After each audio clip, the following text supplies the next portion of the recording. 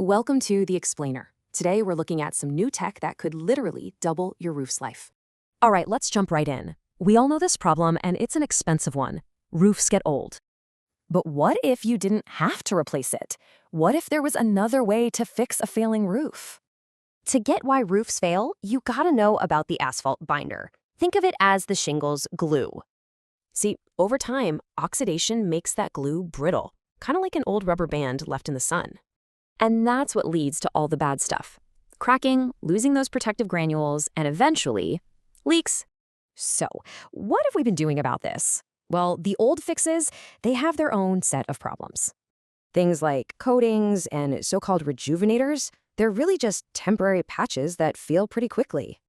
And here's the key, they only treat the surface. It's basically like painting over rust. But now, a new approach is flipping the script by working from the inside out. Instead of just a paint job, think of this as a deep conditioning treatment for your asphalt shingles. At the core of the GoNano treatment are nanosilica particles that penetrate deep into the surface to strengthen and protect it. Sounds cool, right? But does it actually work? Well, let's look at the independent lab tests. This stuff was put through the ringer by top labs like UL using the industry's toughest standards. First up, fire resistance. The treated shingles kept the highest rating possible, Class A. No surprise there. Yeah, UL's report said there was no evidence of cracking or splitting.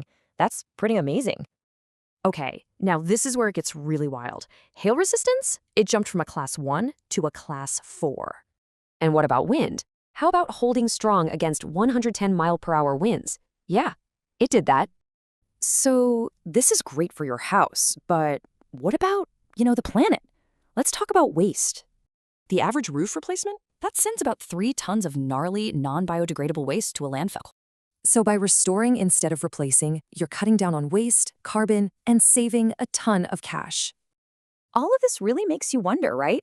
Could this actually be the end of the disposable roof?